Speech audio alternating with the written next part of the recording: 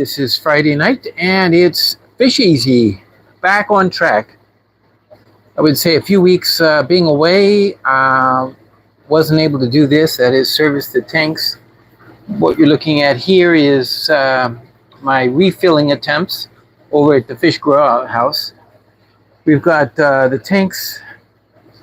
I fill them up to a line. Sometimes this one got a little past. Got to be very careful. This is the most dangerous work, in my opinion. You have the prospect or possibility of overfilling a tank, and that's not good.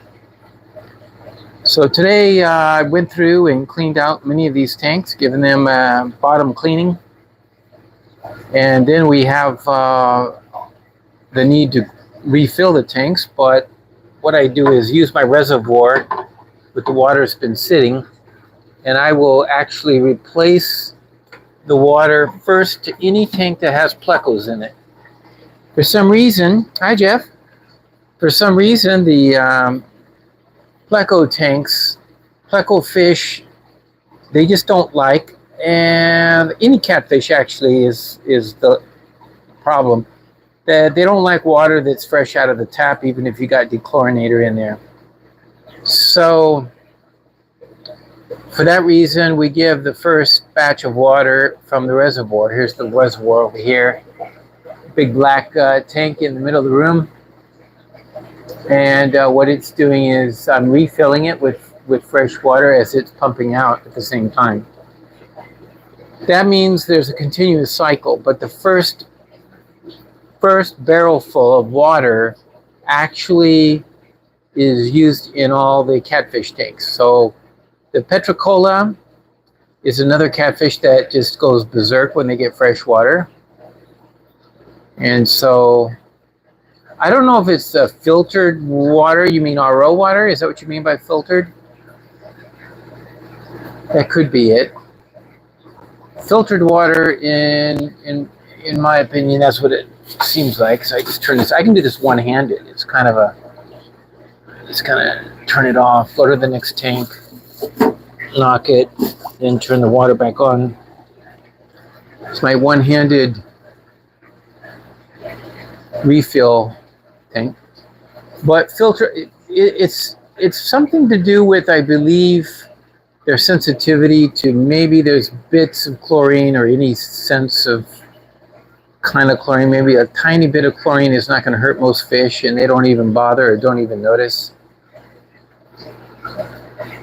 Oh, okay. You mean like the filters. Okay, sediment and carbon block. That I have not tested because we don't use that here. If I had an automatic water change system, then yeah, I would have those filters on that system. But since we don't have an automatic water system, you can see this is my automatic. It's a semi-automatic, so we're refilling the tanks by hand. No overflows, no flushing. We're watching and paying close attention to each one of these tanks. So, for example, we notice I noticed several things going on. There was one casualty in this tank, and I took it out. So we'll just do that. Okay, let's go on to the next one. We got a lot of tanks over here as well. These tanks have been set up. Some of them are just now getting refilled. Next one in line is the multifasciatus. Todd from Todd River Aquatics down in Australia. Wonderful to have you. It's early morning Saturday for you, I know. I was measuring the pH on this particular tank, and it says 7.2, which is very unusual because it's a tank that is very mucky. I thought maybe the pH had dropped. Let me check the TDS. Maybe that'll explain it. I thought we were putting RO, but it's 330. No, it's not RO water, obviously. RO water would be more like 10 parts per million. Let me just check this tank next here. I have never checked these. These guys have a meter, but this one I don't trust. I don't think it even works. I'm not sure. So I'm watching the water, trying not to overfill. That would be disastrous. But you can see the multifasciatus in there, getting their new water, and everything's gucking around. They think they're getting fed, maybe. I don't know.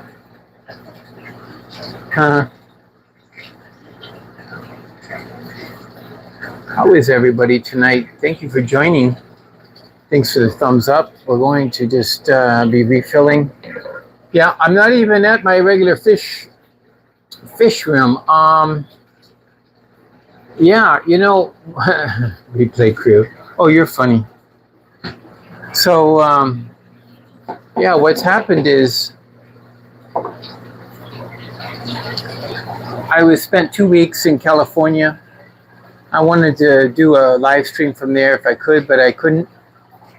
It just wasn't happening because mom and dad, they're in their 80s now and they just need a little more attention.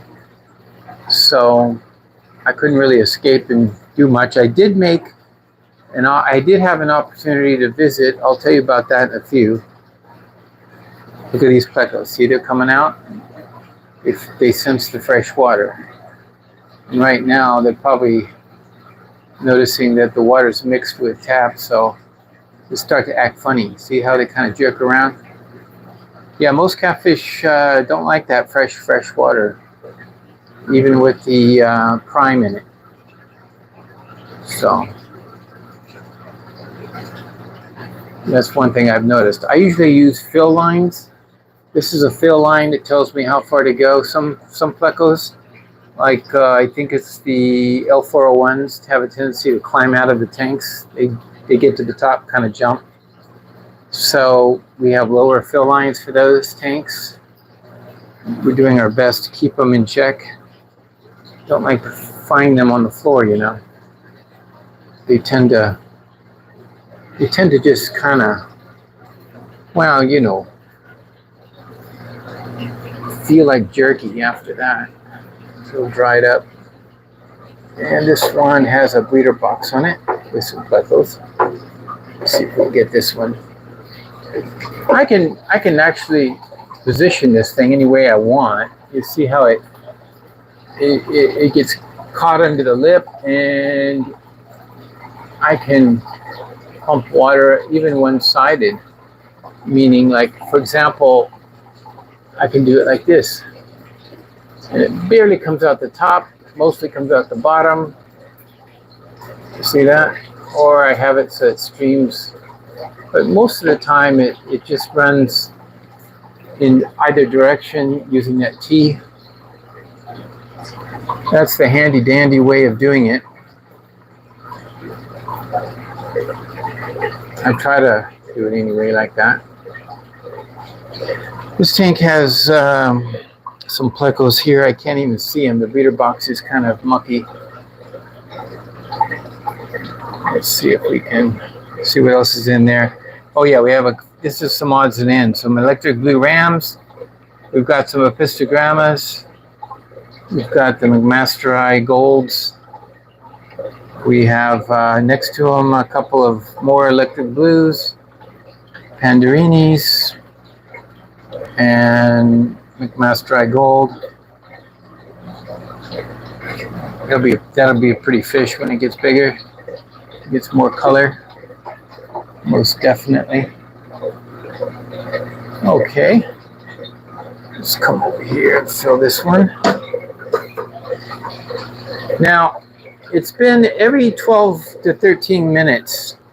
What I do is, it's been, let me see where the water level is. It's getting kind of full. I can just turn it down lower, kind of reduce the rate, makes a little more noise, but then in here, I'll use safe, and I'll put a 1/32 of a teaspoon for the whole barrel. It doesn't take much. So one thing about safe or prime, it's very highly concentrated. So a little bit of water going in. Let's see if this, now I need to set a timer. Let's see if can I do that on my phone without losing you? Well, that's a good question. Let me see. I'm not sure I can do that, but anyway, if one of you watches what time it is, we'll in 10, 12 minutes or so, let's say 15 minutes, we'll add another little scoop. And so basically the constant flow of water going into the tanks is going to be replenished, or it's going to run out of the dechlorinator. So every 12-13 minutes, basically, I'm just going to add some more. Oh, I forgot to do these catfish. These catfish are the Leucippinus. Yeah, they don't like fresh water. Now, it's not that they die. Actually, many times they just act like they're going to die. They start acting crazy, but I've never actually had the Leucippinus keel over because of the fact that fresh water got into the tank. Okay, there they go. You see that jerking around? They look like they got shocked, like somebody shocked them. You see that? They're detecting there's fresh, clean water coming in. They're going crazy now. So sometimes when I see that, I see they're in distress. I'm just going to stop. It's enough. I won't do any more for them. Let them settle down. It'll take a while, but I've never lost any because of it. But it's a behavior that I think it's worth mentioning. I wish people could see this and they can understand what happens.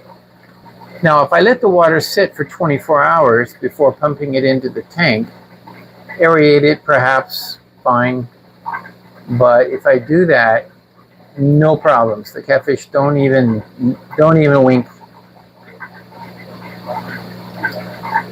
So Nonstop Aquatics has a very good point. He can know he knows when his carbon block is needing to be replaced when the fish do that. So yeah. So whatever it is, it's in the water. It may not be chloramines. You know, for some reason, or maybe other things. It's just I don't think it's been proven, but we all suspect it's the chlorine. Just a tad bit of it in the water. I mean, these fish obviously they're going to be susceptible, right? Because they're catfish. I don't know if it's their skin because they don't have scales. They have skin. I don't know what it is that allows them to be more of a sensitive fish toward it. Look at the ones right here in the front. They don't do that normally when they kind of jerk around. There, you just jerk. See, look at them jerk. Ooh. Yeah, okay, so next, we'll go to this one. That's enough for that one. We'll go back down the lower tanks. The cichlids have no issues. Barbs have no issues. They don't seem to have anything like that. Hi, Jeff Pelhams, Aquatics. Go with the Flow is here. Nonstop, Benjamin Peters, unbelievable. Red Laser even. And so, the Bucket Gang, yes. And, you know, basically, refilling tanks is part of the process. It just takes time. Unfortunately, I ran out of time today. I've been working the whole day, trying to get caught up. There wasn't things on the computer. And when I first got up this morning, had to get on the computer, check on some issues related to the website. Then I'm over and we're unloading the car. We had unloaded, I had to unload a bunch of things because it's still loaded up from the recent expo where we sold a bunch of axolotls. This is a reptile expo, actually, and not a fish one. So these are going to be refilled all through here. We're going to get into it. Down here, we're finished. Okay. We've got tanks over here. This one was done first. You'll notice the petricola are now out and about. Anytime there's a water change, they come out. These are the pink petricolas, the cystic type.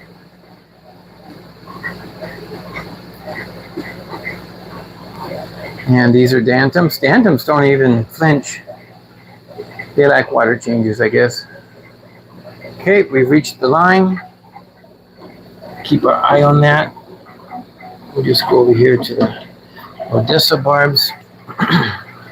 We've got Odessas. Anybody wants Odessas? Certainly have a need to find a home for them. So I've been gone 2 weeks. Hope everybody's had a good time. You like your auto water change system? Yeah. I think if you had a rack or a lot of tanks that could use a water change system, I think it would be really nice for where you're growing up fish. Of course, when you're breeding fish, that's a different story. You need to control the parameters, and just having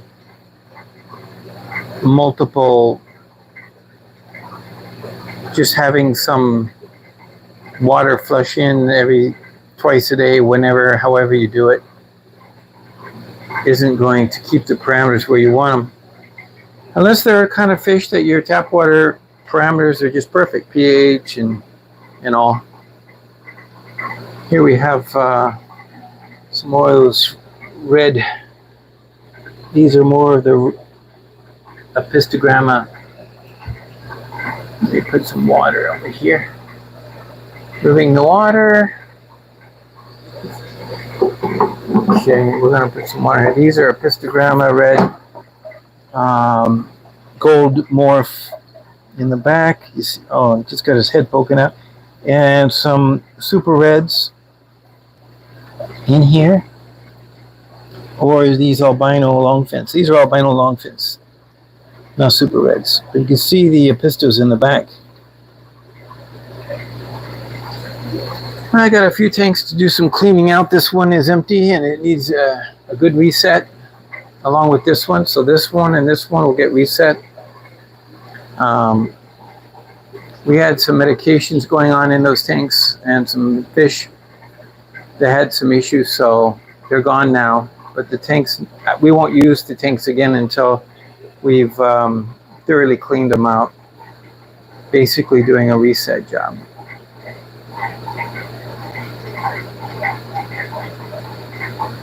This is our night. We have a tremendous amount. I'm going to move the water for a second and then show you something that I did notice coming back. Okay, let's get these guys going. Some angels. That'll take a few minutes. But look at these red root floaters. They've taken off. When I left, there was like a quarter of a tank on the surface. Now they're starting to, looks like Malik has put them in some of the other tanks to also keep growing. That is awesome. These are the red root floaters. Let me see if I can show those. I guess I don't know when they get there. What makes them get an intense red? I'll have to do some reading up. I've seen them redder than that. Right now they're not so red. Maybe they're just in a growing stage. There's some platies over here. They're enjoying them too. We're gonna get some water in there. Also, okay, so I turned it down. The water level is dropping, but there's just a little bit going in. Keep the water from dropping too much. Let me check the temperature. It's slightly on the warmer side. I prefer putting warmer water into the tanks than the tank water.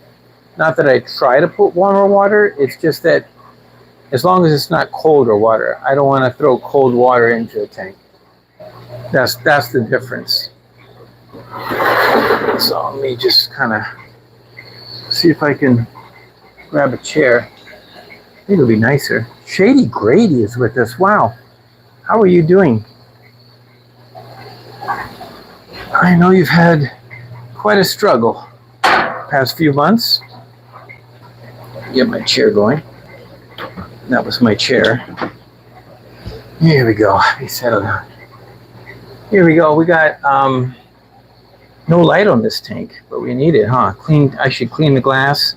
Show off some of these awesome angels. These are platinums, long fins, very nice looking. Most of them are sold. We've got a few down here, and then these we've got some nice koi angels.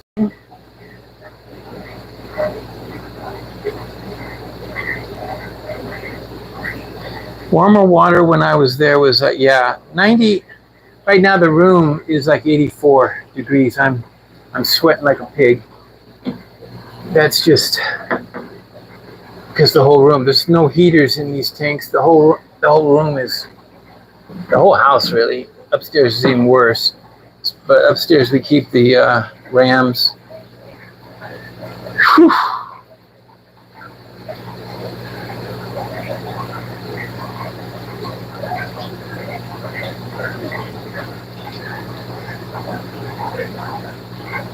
Well, I'm glad to hear about your fish, Shady Grady.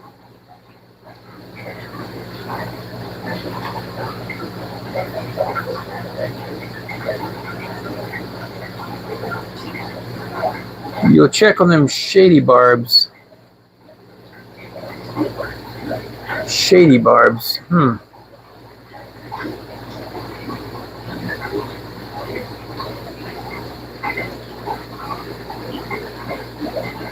What kind of barbs are those?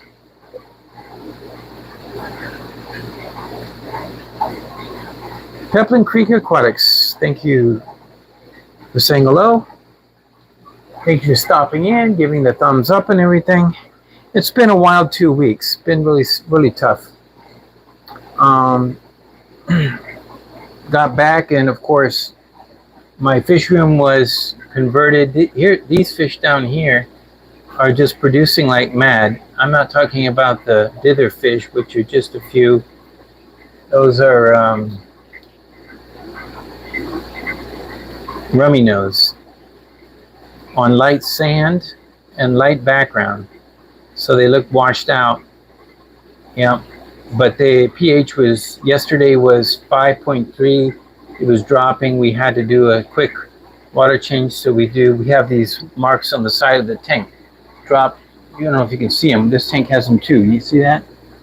They're little marks about 2 inches. So we'll drop it 4 inches, and then we'll fill it back up with tap water, and that will prevent the pH from crashing. And so I marked it what it is after the wash. Oh, longfin cherry barbs. Okay, thank you. My cherry barbs, the albino ones, we haven't been able to reproduce any, but I'm going to have to spend some time with them before I succeed with that. So this is full. I'm going to move on to the next tank, and let's see what we have here. Oh yeah, this one's getting a major water change over here. You can see the water level is very low. We're gonna knock this in, give them, that'll take a little while. Meanwhile, what I usually do when I'll fix the tops, check out the fish, do a few things. Just got to be careful. The most dangerous thing in a fish room is draining and refilling water, because you don't want anything to go wrong. This could be adjusted a little bit. There we go. Put the tops back on. So these, not hard to readjust. I just kind of put them in place. And do that while it's filling. So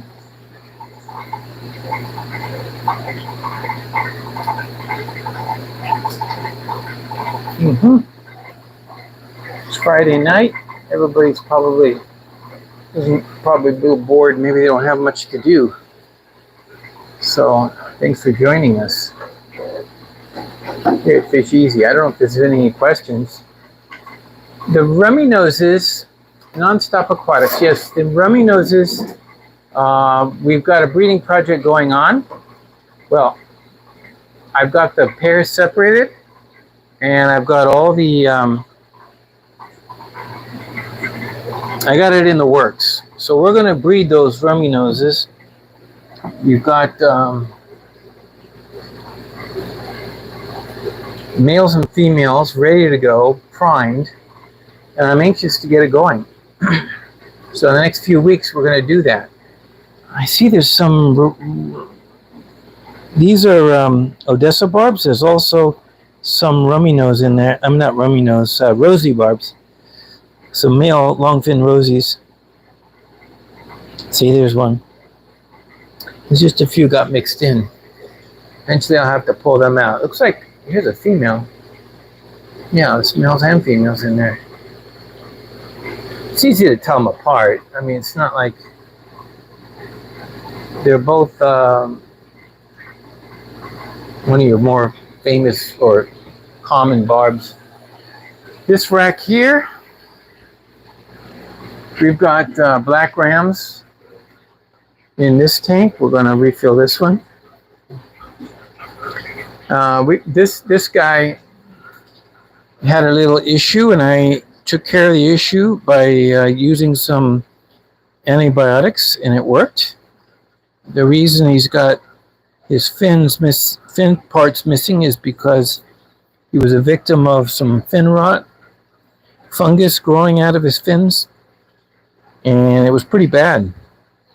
So I wanted to see if I could cure him, and I did, but of course the fins don't grow back. But he's a breeder, actually has bred for me. Female died, and I didn't know why, and then he got the fin issue. So then it suddenly made sense. She probably had it too. She probably was suffering. I didn't even notice. Sometimes that happens. You don't even notice.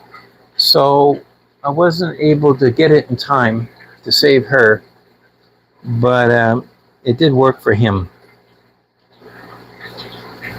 Sometimes we all make misdiagnosis. We misdiagnose a problem. I thought maybe the male killed the female. And the male, I didn't see any aggression, but she was dead, and I didn't know why. And then turns out that there was probably some issues right on her skin that I didn't look close enough. Best pH meter I use is my Milwaukee. These other pH meters, I don't know. They're kind of, these ones are cheaper, and they don't last very long. Maybe a year. I've had this one for a good number of years, and it's super reliable. I've not had to change the probe. It's saying 6.9, which is more like tap, so it's not too bad in there. You see the PP. This gives me ppm 290. Pretty normal. That's about right. Not bad. And it's pretty fast. It's the Milwaukee. I use the Milwaukee 802. MW802. It's Pro. It does pH, it does TDS, and of course EC, which is basically connected to TDS, so you can, I like it. I like it a lot because I just move it around from tank to tank, and not cheap, but you know, not expensive either.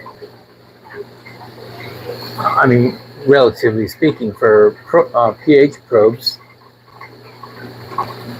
This is nice. Let's check this one out. We've got, you know, it'll start moving up or down. I put it in first. I look to see what it is. If the pH was around 5, it would shoot down to 5. Right now it's hanging around 7, so it's going to be somewhere close. But if I watch it and just give it a few more minutes, it might move 6.8, 6.9, or 7.2, 7.1. It'll just go up or down. Right now it seems to be holding. Let's see. That tank has 240 or 250 actually. Blue Lab pH. Nope, never have. Is that readily available here in Canada? Oh, we're going down. The water level's dropping. I'm going to open it up more. And I'm looking at my clock. It's time to put in another spoonful of safe. So we'll just do that. So with this water mixing like it is, it stirs it up really good. Data logging, yeah. What brand was that, Stephen? At Aquatics.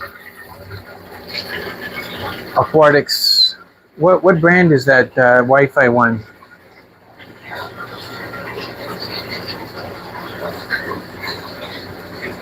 Oh, okay. Let's see what we got here. We're feeling good. It's doing okay over there.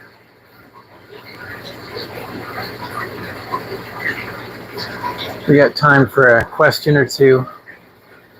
Yeah, honestly, in talking with various people and the experiences, let me see. Say hi to everyone. Hi, everyone. Sorry, I'm here in my 84 degree. Is it 84? Let's just check to see what the temperature is right now. Yeah, it's 84.9, almost 85. I wonder what that is. 84. Somebody tell me what that is in Celsius. But it's hot in here. I usually have the fan running, but I turned it off for the live stream because the fan is super, super noisy. It's a big fan. Let me show you the fan. It's this guy, floor fan. It's a monster, but it blows on me and keeps me cool when I'm working in an aisle or in an area. So yeah, let's see. So yeah, well, in talking to various people, nobody really likes pH meters because the nature of how they work. And the way they work is they have a probe. Let me put this, maybe lean this up against, get that cup out of the way. Okay, so the way they work is they have a sensor, and at the bottom of the probe it's like a glass bulb, and they check the pH, but it's required that it has water flowing across it. So it's not like the TDS, where TDS, they're measuring the conductivity of the water, and they're doing that with maybe a minute electrical sensor. So they're kind of like injecting a little current or making a little current through the water and saying, what's the resistance? And then they can calculate the TDS. So that's a little more reliable, but the pH meter itself is a lot more involved. So it's not easy. Therefore, good ones cost a lot of money. A lot of money. Not so good ones, they're cheap and they don't last long. Okay, so I have to change the water. So let's see. Let me move over here. I'm going to just let you see if you can watch what's going on. Hopefully I won't fall. But don't fall. This is getting pretty full. Okay, full enough anyway. So let me hopefully put that in the next tank.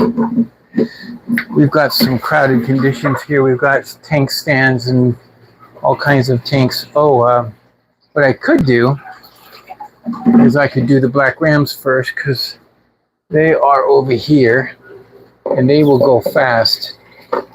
And then, so yeah, we've got another stand here. We've got this stand here. I picked this up, and I've got all kinds of, I got a tank down below that's empty, been bleached, now needs to be cleaned, and this one has to be cleaned. 2 tanks that, I mean, cleaned out completely. It means flushing out completely flushing out the sand, and you know, it had some issues in that tank as well. But what we do is we totally sterilize it using bleach for all the tank, and then we have to reset it, recycle it, of course. But it's easy to recycle sometimes because we have so many used sponge filters throughout the premise. All we need to do is move a cycled sponge filter from a good tank into that tank that we just set up, and then put a brand new sponge filter in the tank. We replace it. Okay. So let's see, that works. So basically,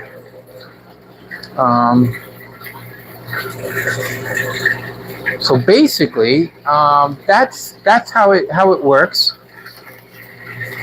We get tanks we have to reset, and we do that because we don't like issues spreading from one to the next tank, or from if we're using a tank and the fish get sick or die, we don't know why, and that's what we're going to do. This is Dr. Baslier. Smells like has a kind of a ground coffee smell. This, if you use this on a regular basis, is what will drop your pH in the tanks really fast. So what we do is watch the pH on those when they're getting heavily fed with Dr. Baslier. Let's see what else. It's all part of the process. I'm glad you could come tonight and just say hello. Is there any questions? Did I miss it while I was over there? Let me see. Should pH probe be in the water flow? Well, I don't know which water flow you're talking about. If you're talking about within in the tank, yeah, it's better. It probably would change numbers faster. That's basically what it would do. But if you just put it in the water somewhere and you swish it around a little bit, make sure there's no air on the probe, and they tell you to do that. You swish it around a little bit, make sure there's no air bubbles in the probe, and then it will start taking measurements, and it might just take longer to reach its final. So once I put it in the tank, I leave it in there for about 4 or 5 minutes before I finally make a final determination of what the pH is going to be. So it's a little time. It would be nice if we just had a little stick, you know, like those pens, and you just stick it in. Now, I had those pens. I had those cheap pens before, and I didn't like them because they just didn't make. They seemed to be so unreliable. I don't know why. They just didn't make any sense. I would put it in the tank, and it would just take forever to actually reach a final. It would just keep changing. So, anyways, what else? Basically, if you have a pH meter that you're going to put into a tank, and it was going to sit there all the time, you could put it where there's flow. Yeah, it wouldn't be a bad thing. It would just mean that if there was any change in pH, you'd be quick to find out about it, right? Huh. Okay, that was a good question. Let me see if I can read this. Calibration. Oh, calibration. Don't ever let the probe dry out. I have this little device here for mine. It's a cap, and the cap works perfect. It fits right over the probe on the end. Just checking the water level over there. And if the probe dries out, then you could basically ruin your probe. You have to get a new one. And I'm expecting to have to buy a new probe eventually. But I've had it for 2 years, and I've tested calibrated it. And this is the funny part. Or I should say not funny part, but the most interesting aspect is that I would put the probe in the measurement solution. I'd prepare it, and it says it's supposed to be for, I forget the number, if it says like 6.7 pH. So you're supposed to be able to read 6.7. In other words, with the solution and the right amount of water, you're going to get exactly 6.7. So you put your probe in there, and what, even though I haven't calibrated it in I don't know, a year, it still read 6.7. It was like it went right to it. So it didn't lose its calibration. Let me go change the water. It's getting full over there. See? I'm watching it from a distance. So we got to turn this off, move it to the other side. I would like to fill the tanks. I keep a towel with me. I wear a towel around my waist. I'm doing this because you never know. And we are going to put the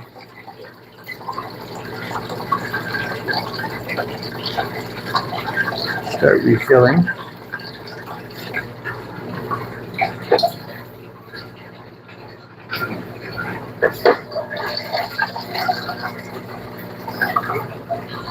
All right, and come down here.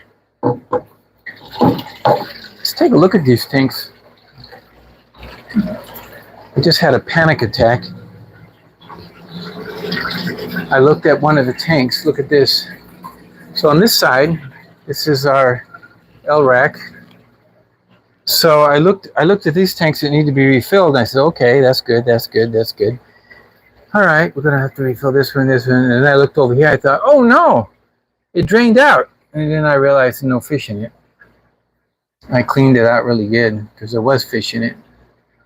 There were some fish, and then there were some black ruby barbs and some checkered barbs. So then we moved those over to this tank over here, where all that.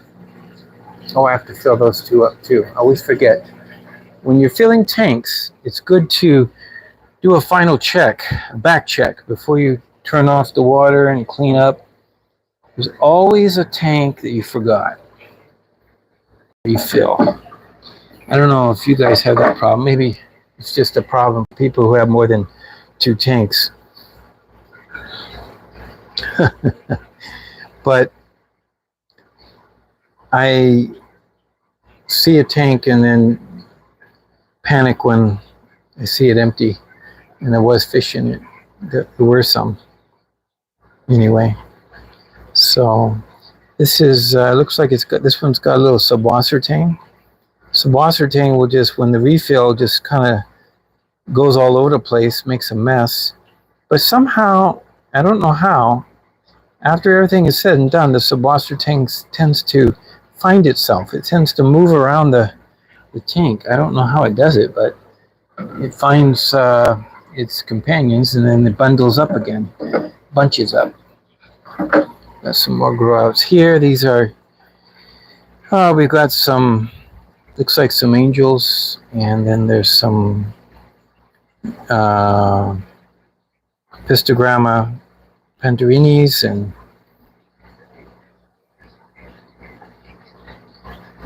some plecos. What else is in there? Oh, gold rams. Looks like gold rams in there too. Yeah.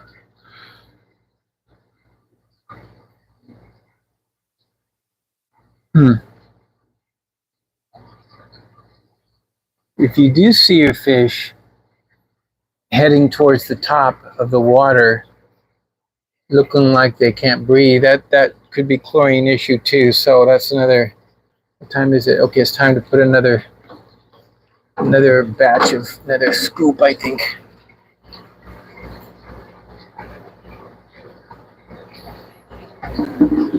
But the prime works very fast.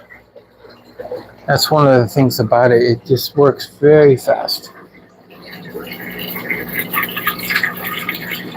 It's a chemical reaction. It binds with the chlorine.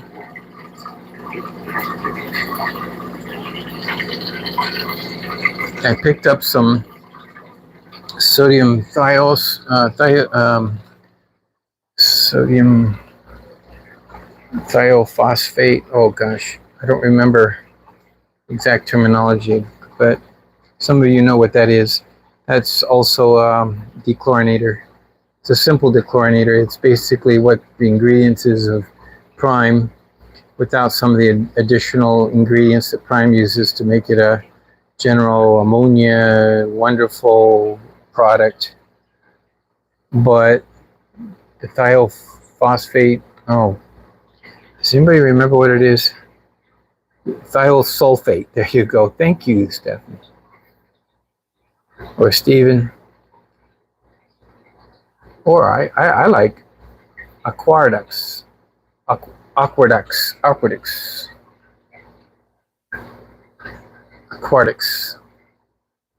Yeah, the thiosulfate. I picked up a bunch to give it a try.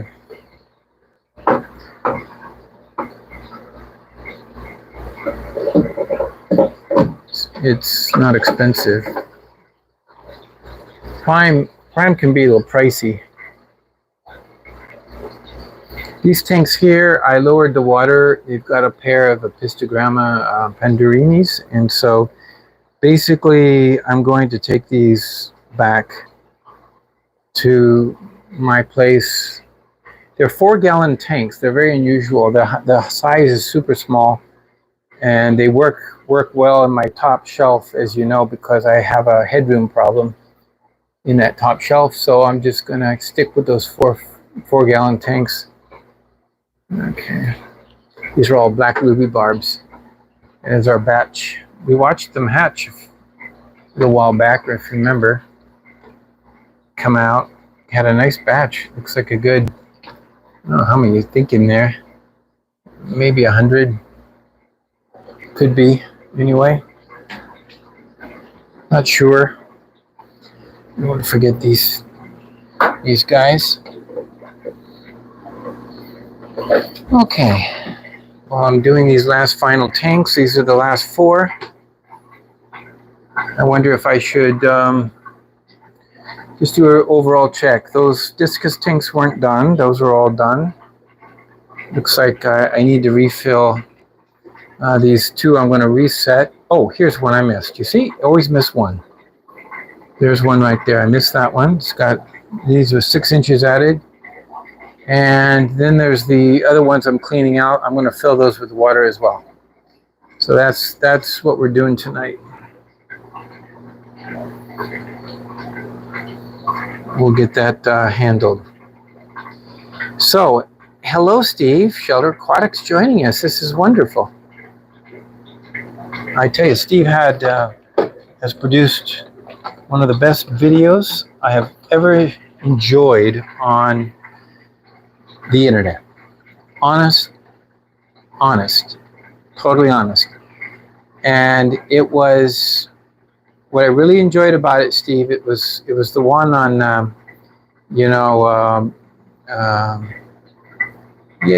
secrets revealed. You had that little line to catch the attention, but it basically you were talking about growing discus and breeding discus, and it was a great video. It's in my keepers selection, so I advise everyone to go over to Shelter Aquatics, check that one out. If you're not a member of Steve's channel, where have you been?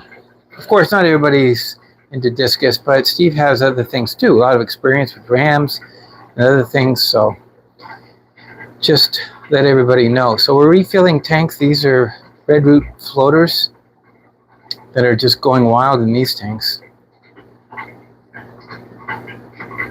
Maybe I should give them a little fertilizer.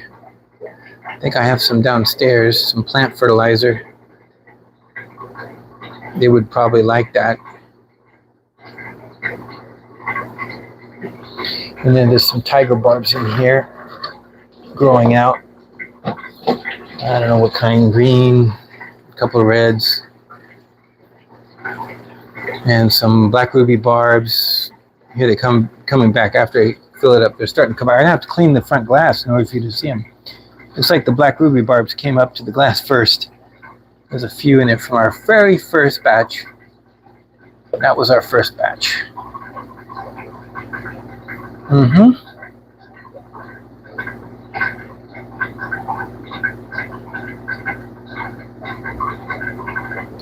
So we're doing a refuel tonight. I'm at the fish grow out house, and fish house we call it.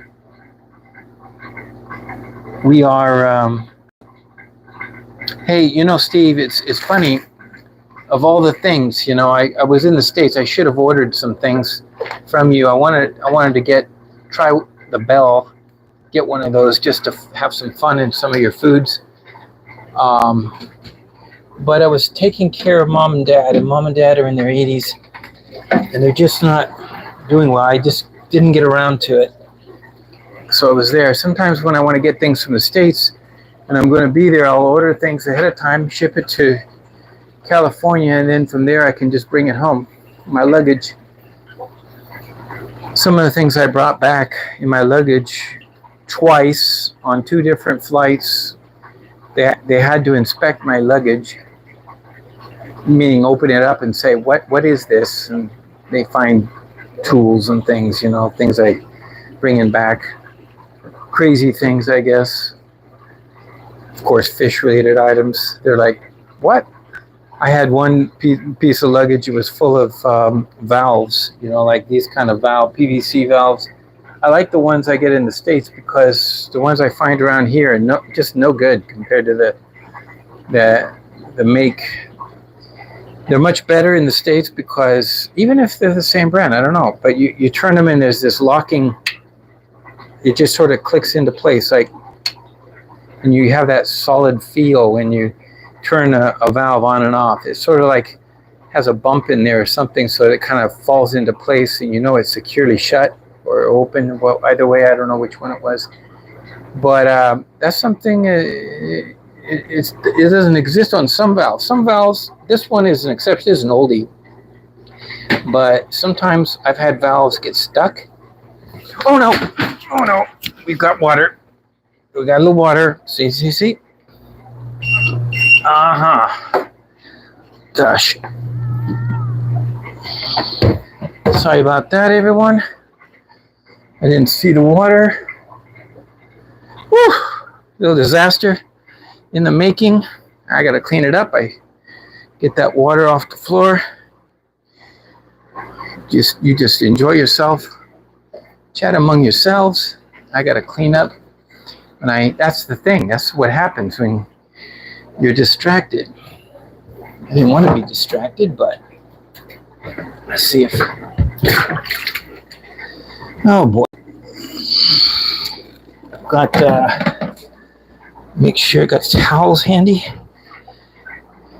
And I do. Plenty of towels. Keep them right here.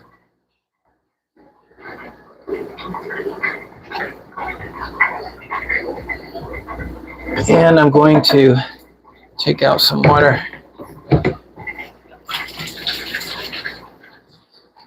I knew it was getting close to the top, see?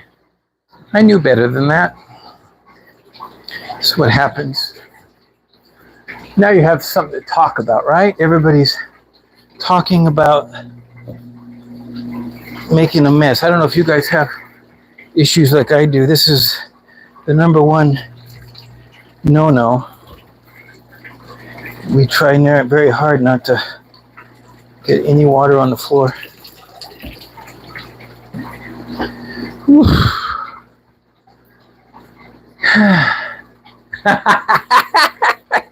I love the comment, Steve. It's like so true. And there comes water leaking. Yes. Water leaking. You were watching? You were watching it.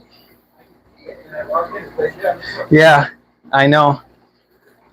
Yeah, we're on live streaming and we just finished filling the tanks, and I'm standing right next to it as it overflowed a little bit.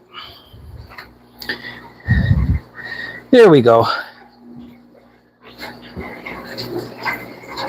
Okay.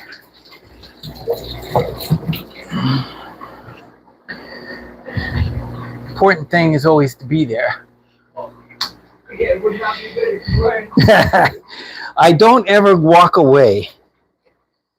You don't ever walk away. That is the rule. But even still, it can happen. You could look away and get distracted. Yeah. Well, that timing, your timing is impeccable.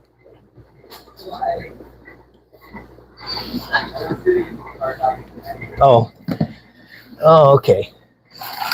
Yeah, that's our fish room meister right there, Mr. Malik King, who has been working tonight. Yeah, there. You know, I don't have to. I'm not going to stop the live stream for a disaster. No, I got to take care of the disaster first. You see. So. Is the water still running somewhere? No. No, it just went over here. It just went over right here at the thing. I was. Oh, it flew out of this. Yes. As I'm standing there, I had already turned off the water. That's the funny part. I turned off the water, and that's probably what it was. Is because I turn off the water, and then it quickly fills up. Right. Yeah.